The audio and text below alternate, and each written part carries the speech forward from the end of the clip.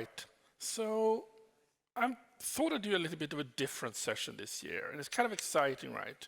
We've been doing this for many years, and I usually come here talking about weird stuff or abstract stuff.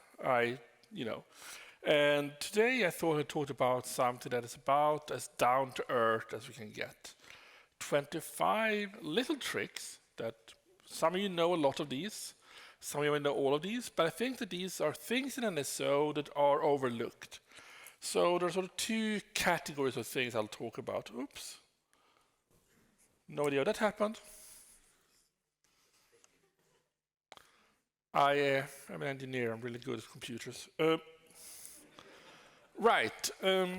So there are sort of two things that that I want to talk about. I want to talk about the CLI. So the NSO CLI is really good.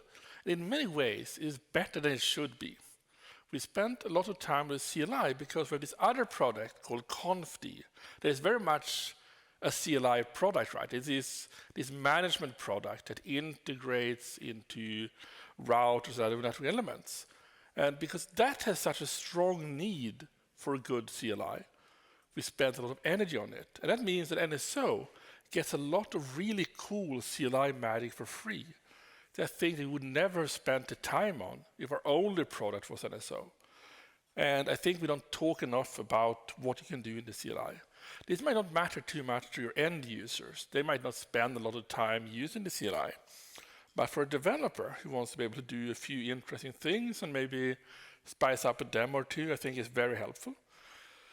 And the other thing I want to talk about are command line tools. What can we do that is sort of between the CLI and writing code? What can I do to test my code? What can I do to do a few quick hacks in NSO? There are a few really interesting command line tools that everyone should know about. So I told Niklas a few months ago, I'll do 25 tricks. That'll be really good. And then I sat down as the deadline approached and said, this will be really hard. Do I really have 25 tricks? It took a bit of time. I found 25. And once I was done with 25, I started coming up with more and more tricks, right? So if you meet me later, you can ask for a free bonus trick. So without any further stalling, right, let's jump into it. The CLI is really cool. And the first thing that everyone should know about is history managing in the CLI. You should know about Control R for reverse incremental search, right? You work on this all day, you create a service over and over again. And with Control R, you can start searching. In this case, right, in the example here, it's an incremental search. I search for DE and I get the device's device, right? And I can just show history to see the commands I've been running, which time I ran them, and copy paste them. I can clear my history. And this reverse I search might be the single most productivity increasing thing in the CLI that I've seen in the last few years. And for those of you who are Unix nerds, right, the incremental I search is a standard command line feature in Bash or in other read line based tools. And that means that a lot of the other tricks that you might know from Bash will also work in NSO. So do try them out. The next thing that I think is slightly underrated is prompts. So you can actually set your prompt in NSO to whatever you want. This is helpful if you have multiple NSO systems running, if you have many different lab systems and you want to know which NSO you're on. You can set the prompt yourself. You can use date codes in various ways. You can use your host name, your username, and there are two different prompts. So prompt 1 is your operational mode prompt, and prompt 2 is your config mode prompt. And in config mode, you have this mode name. So what is the mode name? So in Cisco style CLI, you have this mode that you do interfaces, interface X, right? and you are now editing inside of that interface. That is called a mode. And it's good to know about modes because it lets you go into them and you can know which mode you're currently in. But as you start going even more advanced, and here's a bonus trick, right? There are annotations in Yang, the tail-F CLI annotations, that lets you decide if a container, for instance, should be a mode or not. And if you should be able to go into that container or not, or if you should always have to give the full path when configuring stuff. And even in Juniper, and I think I saw someone do it the other day, right? In Juniper style, the J-style CLI, you can use the edit command to edit interface, right? And that puts you in that sub mode using the edit command. So let's see a small demo of this. So let's say that I want to look into my history and my prompts, right? So I can set my prompts like this, just using the different meta states. So in this case, let's say I want to add my host name, and it lets me work with the prompt and the modes in various different ways. So you can set these constant strings and everything. And that lets you set whatever you want, right? And similar, of course, you can set your operational prompt. But if you want to get fancy about this, and here's an example of the mode, where you can see that you're now inside the device using the mode. But if you, and I'm here showing off another command, the pwd, right, print working directory, that shows you which path you're currently in. But I can remove the mode, and then I get sort of a blank prompt that doesn't show me where I am, which is less useful, of course. But if I want to, I can get really, really fancy here, right? Because I can start using things like ANSI codes in my prompt, and I can get a nice colored prompt going. In this case, right, I'm just setting the color of my NSO text. But, if those who are old like me and used to play around with this knows you can do quite a lot of different interesting things. If you want a blinking prompt and your terminal emulator supports that, you can have a blinking prompt. So that's one thing. You can start setting your environment to look nicer. The next trick is about pasting config. So fairly often in NSO, you want to copy-paste configuration. And there are a few different ways of doing that. In Juniper mode, you can have this pipe display command to show the set commands, and we'll get to display commands. But what gets kind of annoying in Cisco style is that normal pasting gets caught up like this, right?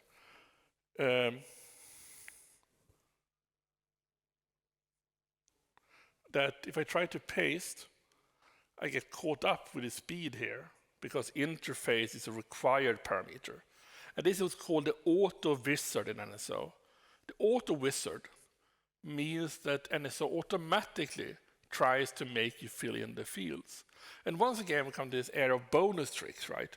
If you go into the Yang extensions, there are more annotations that can be used to control the wizard.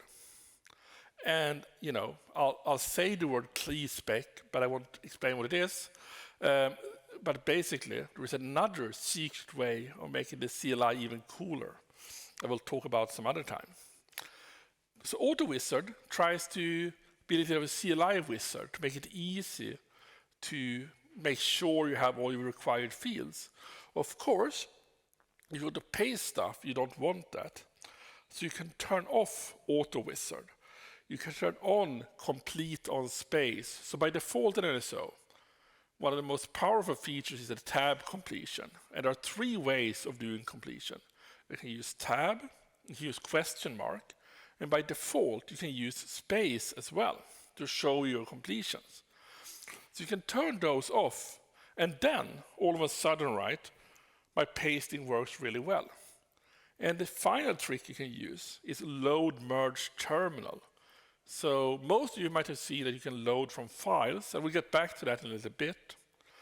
But load merge terminal is the same as a file, except it opens up in the terminal an opportunity to load merge stuff from your input. And all of this, the prompts, your auto wizard, your complete on space, and your devtools settings can be set on a per user basis. So rather than having to reset this every time you enter NSO, you can actually set for each user the parameters you want on every session. And some of these can be set in nss.conf as well and be set globally for all users. But this is one easy way for you to make your life a little bit easier. Just set up so that your user always gets the same settings, the same prompt. You can change your idle timeout and all kinds of interesting settings. So, we have a hidden chat in NSO. If you want to talk to your friends, right? And WhatsApp is down because Facebook messed up the network. They should buy NSO as well, but they refused to for some reason. But we have a way to message each other. And you can either do it to send messages to each other, right? Using the send command, where you can send to all users. And you can log out users. You can see who is online right now. And this allows you, right, if you look at the other session, it allows you to send messages to each other. And you'll notice that these are very similar to the message you see sometimes when you're committing stuff, where you're doing a sync from. You see these messages about commits scrolling through your screen. So all of these messages are available through APIs. You can send a message to the MAP API and use that to send information to CLI user.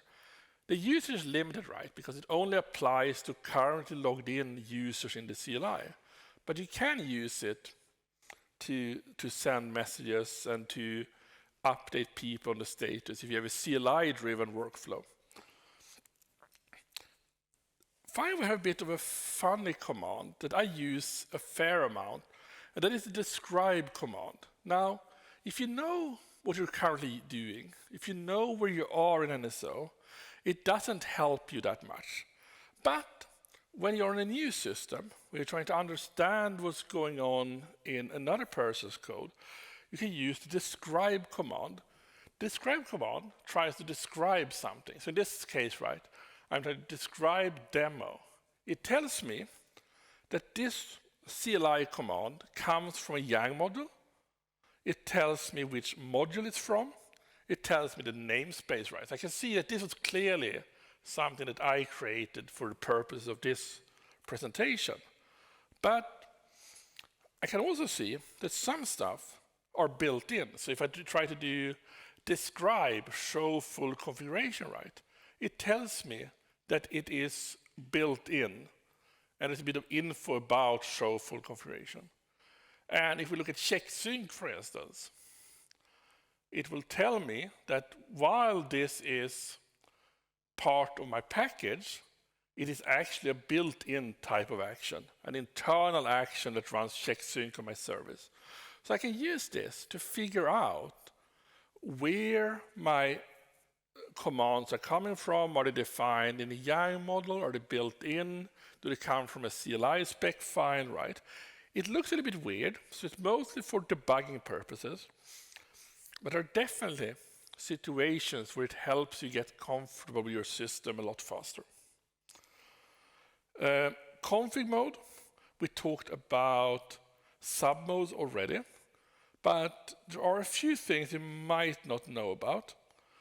One is this ability to run operational commands using the do prefix like this, and the ability to do things like this, right?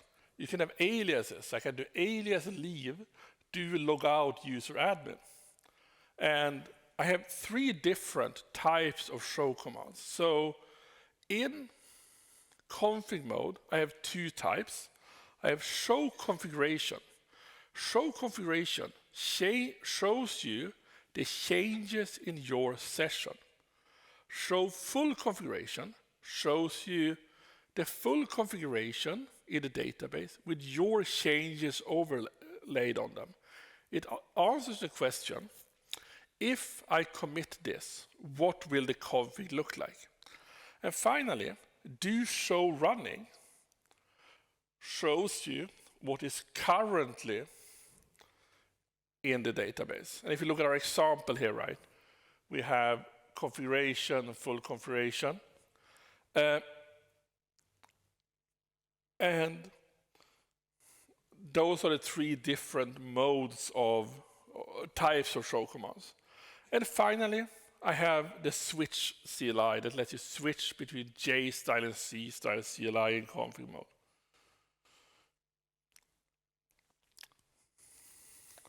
Pipe display. So pipe display adds a filter to your show command and lets you modify how the data you're looking at is displayed. There are many options that lets you display various types of annotations or formats, or lets you somehow reformat it. It is a very convenient way to do things like create XML template. So pipe display XML, right, gives your current config as XML. It applies to all these show commands where you can see them in different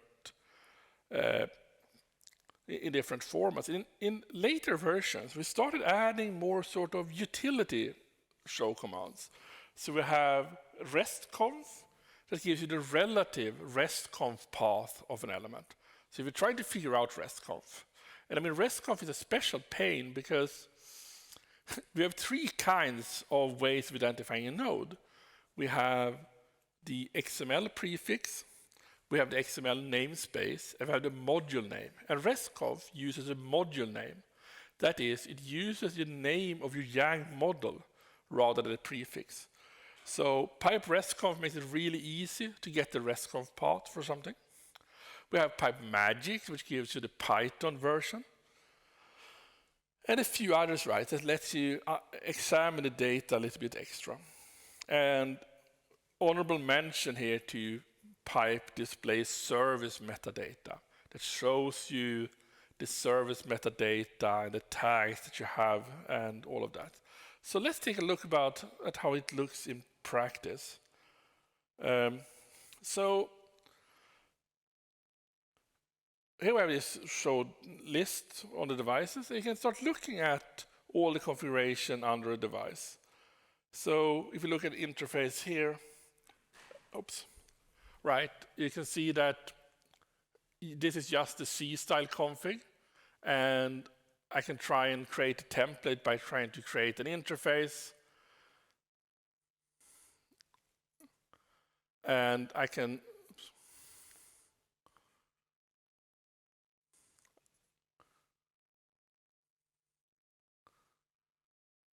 two interfaces apparently.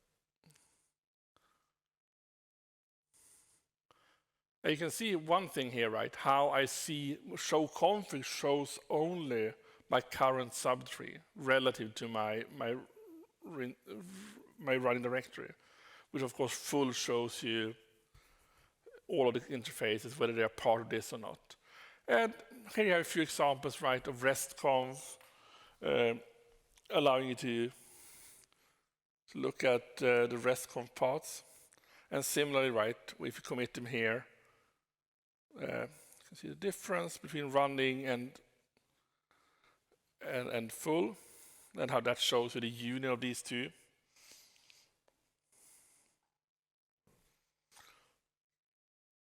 Right.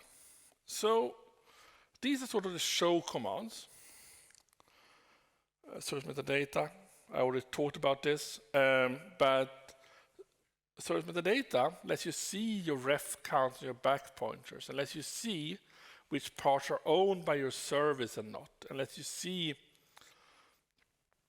how you can display, lets you see what you've been doing and what is not owned by your service, and lets you see where you should perhaps reconcile. and use service discovery. That's very helpful. And finally, saving and loading. So we can save configuration using the save command. I don't use the save command here that much. I usually do pipe save on the show command because it gives me more control over the format. But I can load merge, I can load replace. Those are two most important ones. And you should be very careful about load replace because it actually does replace the entire list element. So if you do load replace on an entire device config, for instance, you have to be ready that your device config is now only whatever was in your file. And as I said, you can use the pipe save command, which to me is better, right? Because it lets you get stuff like JSON files, JSON outputs. Because of course, if you're working with RESTconf and you have the RESTconf paths, you might want the entire JSON payload. We have rload, and this is available in the C-style CLI, and you'll see that I use only the C-style CLI here. So rload is relative load. Relative load means that it loads something in your current path. So if we look at this example, I have a small CLI file here that essentially says I want this interface to use DHCP to get an address. And normally, you would create maybe one XML file, one CLI file per interface. Or you'd have to outline all of your interfaces in the file. But what we can do with rload is that we can go in under a specific interface and relatively load the file, and then go in under another interface and relatively load the file there. And the result is that we have loaded this file on both interfaces. So it's really convenient if you want to be able to load something in many different places, and or if you're moving stuff between different interfaces, different devices or stuff like that. And of course, it assumes that it is valid in the current location, but there's always a problem with loading. The next trick is pipe details. And this is one of the things that I often tell people when we're talking about performance. So, you know, I'm talking about convenience functions today, but day to day, I talk a lot about performance. And pipe details is really good because we have a super nice progress trace system. We have the open telemetry exporter that lets you push this into a more, an analytics platform using open telemetry. But it's often, when you're developing, convenient to see for a single transaction, for a single commit, for a single action, right? What is happening when I'm doing sync from? And pipe details gives you that. It gives you the progress trace in the CLI, essentially. So it lets you take a look, right? I do a commit pipe dry run pipe details. I see when I grab the transaction lock, I see my validation code, I see my prepare phase and all of that. And I can see how much time it takes. I can see which devices I'm touching. It's really convenient, and if you're not already users, you should definitely check it out. And gives you a good way of sort of judging where your time is spent and how the system is working. And sort of the sibling to pipe details is pipe debug. And there are many different types of pipe debug, and they can do a lot of interesting stuff. I will take a look at it in a moment. But what pipe debug does is lets you, in particular, debug your service code. If you have weird behaviors, if you're not sure how the ref count is done, if you don't understand exactly how your template evaluation is progressing, you can use pipe debug template, and you can even give a specific template name. And it tells you, right, in great detail, how my template is evaluating, and what the result is, right? I'm trying to look up $DNSIP in this template. What happens, right? Oh, in this context, this is a variable that comes from a Python code. This is the result. This is my output, right? So it's really convenient way of debugging. Some stuff is really great with tracing, and I'm a big trace user, but for a lot of things, for kickers, for templates, right, pipe debug helps a lot. So let's take a look at that. Let's take an example on how you can debug stuff. So if you look at sync from pipe details, right, as I said, this works for at least some actions as well. You can see here that I need to take a lock. I can see that the connect took a second for this device. I can see that my show output took 3 seconds. By transaction it took a few seconds. I can see what the time is spent on this sync and what the different phases are. There's another aspect. If you're learning NSO and you're trying to understand just the structure of a transaction, then that is very convenient. So here we have an example of an SNMP service, a super simple service that sets SNMP communities for a device. And I'm setting up a few secrets, and I try to commit dry run. And what I notice when I do commit dry run is that I don't seem to get a community for my read-only session, and I don't know why. So of course, what I do is I look at the details.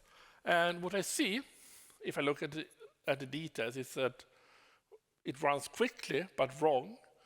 So I move over to debug instead to try and understand what's going on. And I try to debug my template here. And I pick the exact template I want. And I see that I try to evaluate something called publics here. So I'm clearly not reading the right leaf. So what I can do, I can go into my my little example here. I can find the error in my template and try to fix it, right? And I can see, that's why the evaluation gave me an empty string there. Let's see how quick a typer old Viktor is.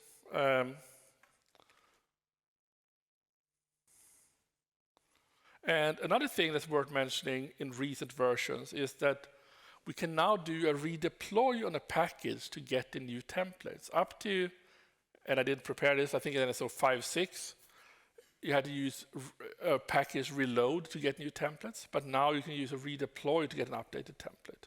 And of course, now with my fixed template, this works correctly. And if I look at my debug template again, I get the same. I get the right value. Let's see. There, I'm evaluating public just the way I expected to. And I can look at my detail at a full commit here. I can see how quick my create code is compared to connecting to this device. And, perhaps I start using commit queues to get my speed up a little bit. But as long as my entire network is a single XR device, I should be fine. Right.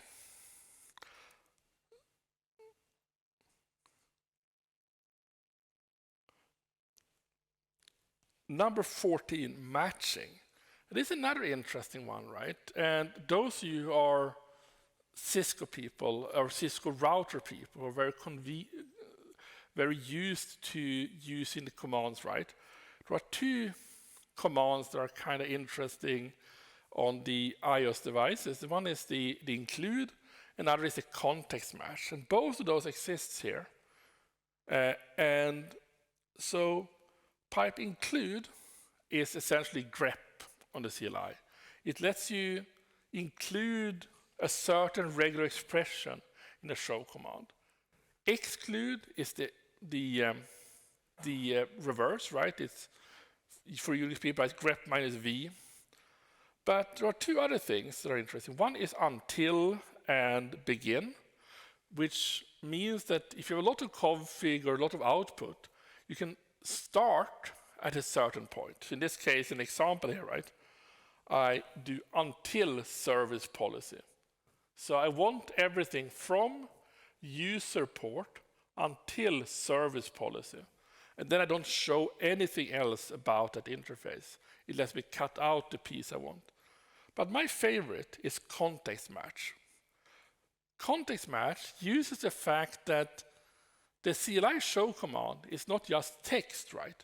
What actually happens when you do a pipe command is you send a modifier into the system. So the show generating system knows what you're looking for. So in this case, when you do context match, we can keep track of where your match is. So if you look at this example, right, I want to find an interface that has an IP address that begins with a number. And I find the IP address here, right? And I find the IP address here. NSO can give you the context. It can show you which interface, which device has this match. It shows you the entire context up to the top where I found my match. And that's really convenient. It lets you search the database in a really nice way. And one of my favorite features, both in NSO and on the Cisco routers. Another thing that you might not have thought a lot about is tables. You might have noticed that sometimes, especially in operational mode, when you start doing show commands, we show you things in a tabular format. But you can force the tabular format using pipe tab. And we have a few commands, a few modifiers that lets you modify how your table is shown. So you can use tab to force tab. You can use no tab to force no table. And you can use select and deselect to choose which columns you're interested in. And you can use sort to sort your table according to something. And in this case, right, we can do, this is a live status show on the same device, where I said, oh, I care about the speed and I care about the IPv4 MTU, but I don't really care about anything else. And then that is how this turns up. So it's a very convenient way of formatting stuff for you. And there is a logic in NSO. NSO will try to show you tables unless your display width is too low and unless that, it doesn't make sense, right? But it does try to show you tabular data. And once again, if we start looking about advanced stuff and, things that I'm not having this documentation, in the extensions to Yang that we have in NSO, we have even more formatting codes for your tables. You can make your tables headers and footers and stuff based on your Yang data. So you can get really nice show data for operational data. Then we have devtools, and I'm sure you've seen devtools. Devtools is by default a command. As we said way back in tip number 3, you can also set it on a per user basis so that your user always gets devtools through. And you can even set it in ncs.conf so that everyone always have devtools through. It gives you access to development tools. It gives you the NED builder for netconf neds, so let you build your own netconf neds. It gives you XPath Evaluation. It gives you time CMD that lets you see how long a command took. It gives you pipe, display, magic, and netconf to show what commands we're doing. So it just adds up a number of different tools for you as a developer that are pretty neat. And one of those tools is XPath Evaluation, and lets you do things with XPath in the CLI. So if you're a must expression, and you can't quite get your must expression to work the way you want, you can do XPath, and then you can use must, and you can try out your must expression in a certain context. And you can do it in config mode, and this is an important thing to note. that it runs in config mode, but it actually finds operation nodes. And very helpful debugging tool. I did an entire presentation on this last year, and I don't know if you want to see the presentation, but I did create a GitLab repo that has examples of every XPath function available in NSO, and has a few other little tips and tricks in there. So if you're wondering how to write XPath expressions, then in NSO in particular, right, then that's a pretty good example. And since you know, right, in Yang, we're specified that we're using XPath 1.0. So all our XPaths are limited to 1.0. But you can still do some very interesting things with functions and axes and all of that, right? So you can do these sort of searches in a database. Every device that has an interface that contains a child, right, that starts with IPv4 address like this. So, you know, you can see some interfaces and stuff like that. So it's a pretty neat tool and really helps debug stuff. Finally, we have hide groups. Some of you might have seen unhide debug, which turns up a little bit when working with kickers. But you can actually add your own debug groups, hide groups, in ns.conf. And you can add tailf::hidden in Yang to limit what you can see and not. And there's a special hide group, hidden full, that fully hides things. And you can see here an example, right, that when things are hidden, right, you cannot see them, and NSO pretends like they don't exist. But if you run the unhide command, you can all of a sudden see the kickers that you have. And there is even, you know, bonus content. You can even set a password for your hide groups. So you need to give the password to be able to unhide them. And then only the trusted users can do it. There are some things, you all know about sync from, I hope, by now. But there are some things that we might not talk that much about. You have 2 extra flags on sync from. You have verbose and you have dry run. So dry run does exactly what it seems like it would do. It tells you what it would sync from. What would the update be to my database? And then you have verbose. Verbose tells you if the NED is fully covering the device or not. It gives you debug information about the parsing. In this case, I'm doing a sync from, and I can see that I parsed 456 lines, and I failed to parse one line called hostname. In this case, it was because I broke my NED. I removed the support for the hostname leaf before I ran this test, because I needed something that my NED didn't support. And I'm not very good with routers. So I couldn't think of anything that we didn't support. So I removed support for something we had instead. Number 20, only 5 left. This is exciting. So the final one here in this in the CLI section, right, is about the scheduler. Did you know that NSO has a scheduler? We essentially have a cron tab built into NSO, and you can give a sort of Vixie cron-like schedules like this. Every 58 minutes of every hour of every day, I want to run a sync from on this device. And I can look at what's happening, right?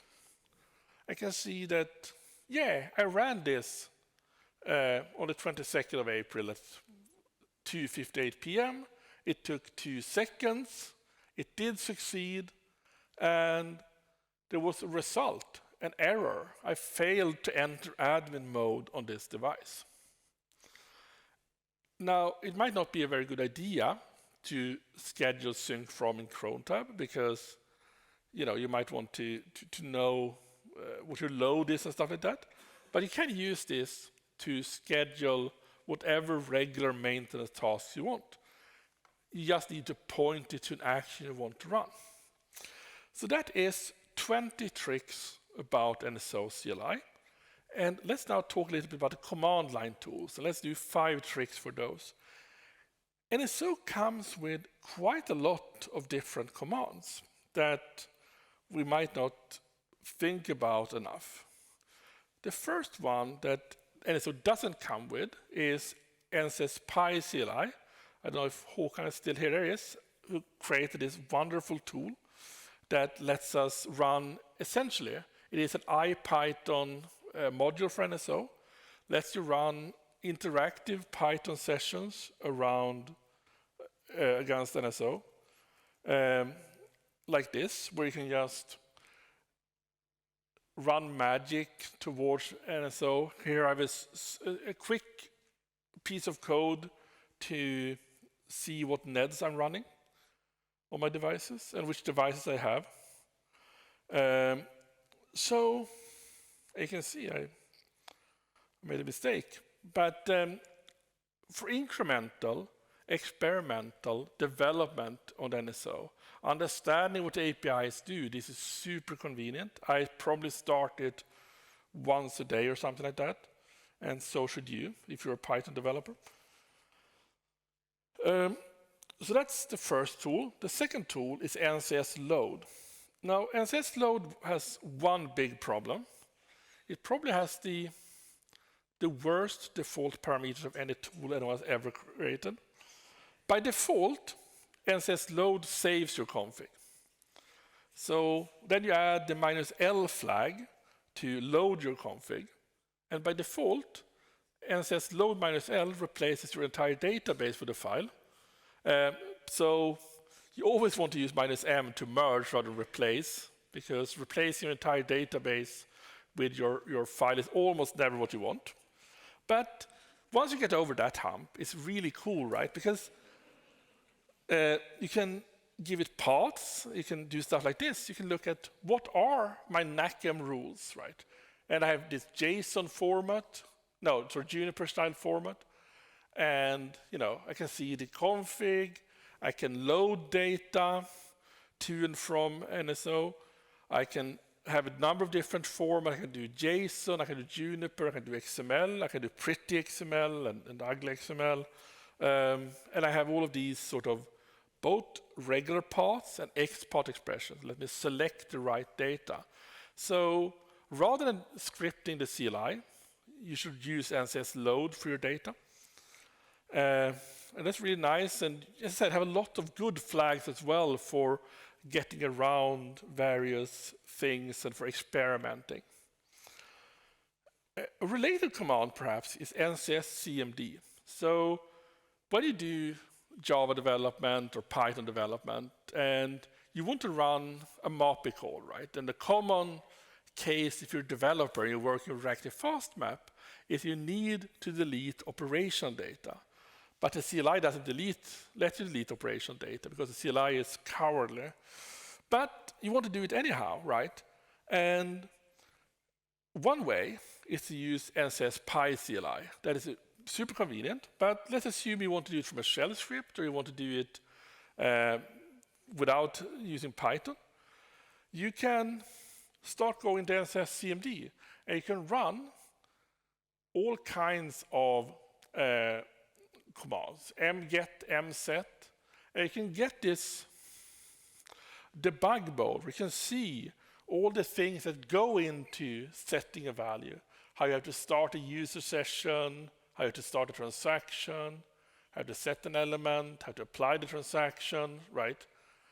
And you can see here how I first get a value, and then I set it to something. In this case, I'm changing the platform for an iOS XR router that's set in operational data. And I can sort of abbreviate that into a here document like this. So NSS CMD lets me run essentially development API commands from the command line. And there is a related command that I don't have a tip on called NSS MAPI that lets you run MAPI commands in another way. And one of the uses for NSS CMD that you will see the most is reopen_logs. So if you're doing log rotation or if you are, remove the logs for some other reason, you can use NSS -c reopen logs like this to tell NSO to reopen the log files again because you've removed them. Then we have Yang, right? And a lot of you are still using PyYang, but quite a while now ago, NSO moved to Yang instead, which is a Yang tool for validation and transformation. And you can use your own plugins, you can use the existing plugins, and there is actually more than the tree format. You can, for instance, generate a JS tree like this, and you get a web browser or web server where you can point your web browser to browse through the Yang model that you have just created, and lets you take a look at what is in there. And it's a very convenient way of validating and transforming and visualizing the data you have. PyYang is still great. If you're more of a Python programmer, you can still use it. There's still an open source version available. The final one is netsim. So hopefully all of you have seen netsim. But netsim is actually more than just the netsim into NSO. You can connect directly to netsim using SSH into the netsim environment. And you can use netconf towards the netsim environment. So when you do netsim list here, right, you get a number of ports. You get the netconf port, you get the SNMP port, the IPC port, the CLI port. And you can go into your netsim environment and look at it, and we'll do that in a moment. But you use netconf like this, right? If you want to SSH to a netconf port. If you ever want to SSH into netconf, for whatever reasons you have, remember to specify the netconf subsystem, because it runs on a different subsystem than the regular port. So, what can we do with netsim? So one of the cool things we can do is that we can actually go into the netsim directory like this. And in the netsim directory, you'll see a number of shell scripts. Environment.sh, start.sh, right? And if you store source environment.sh, you now have all the environment variables for that netsim. And you can use that netsim using NSS load or conf_load. And that is exactly, you can change your startup script if you want it to have extra data, if you want to populate it somehow, right? All of that is available. You can use the conf_CLI. And I think sometime we need to do a separate session only on netsim, how you can instrument it with operational data, how you can give it dynamic semantics. You can, you can have it emulate a lot more stuff than we normally do. So here's an example of loading, right? Let's say I want to have a loopback interface on my netsim. And I can use conf_load to load the loopback. And if I then go into the CLI again, I can see that I now have the loopback there. And I can do this to pre-populate my netsim with the information I want. And similar, right, when we have this show version, and you can change the script here, the show version script, to show something else. And in this way, now show version is not very helpful for the XR netsim, but you can start changing the show interfaces script and the ping script and step by step augment your netsim. As I said, sometime we'll do an entire session just on netsim and all the cool things you can do with it. So that was 25 quick tips about NSO. Hopefully, at least one of them was new to all of you. Hopefully slightly more than that. So that was all I was going to talk to you about today. I hope that you learned a few things. And if you have any questions, we can take them now, or you can grab me later. We have someone on the side there.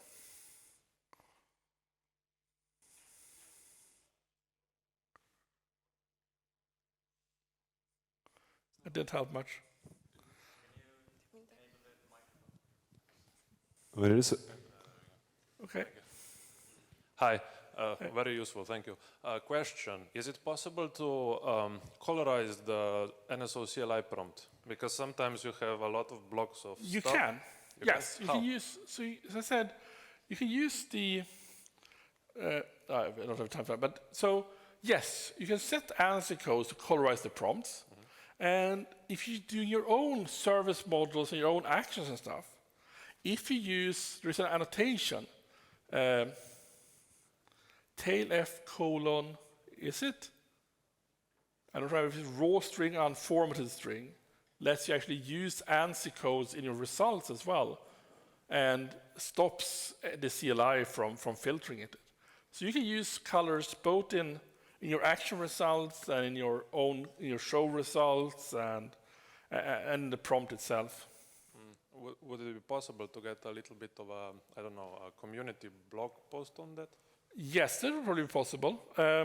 What we do not have is we do not have syntax highlighting, right? So you don't get syntax highlighting in your show. It might actually be possible to fool NSO into doing that, but that would be significantly less easier.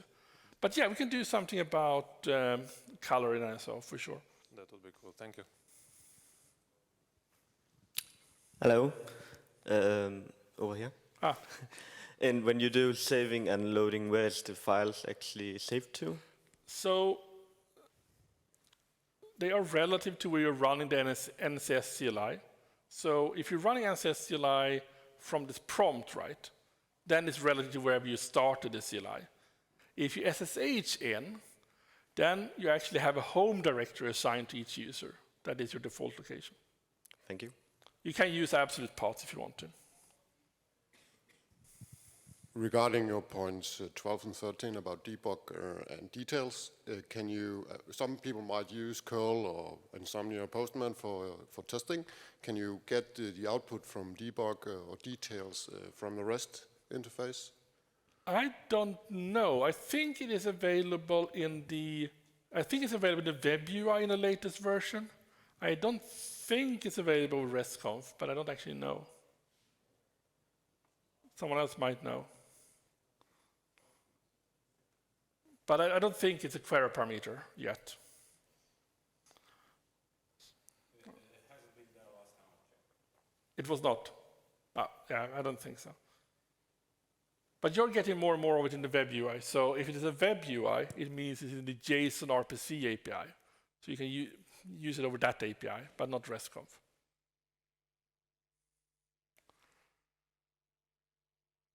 One more there. Hello. Yeah, so the pipe details. Yes. Is it possible to make that work with user-defined actions? That's a good question. Oh, apparently it works. Okay, so there's a Python API for that or something? So there are two things, right? So one is the default stuff that you get from transactions, but there is actually a Python API for progress tracing. So these, because what you see, let's see now.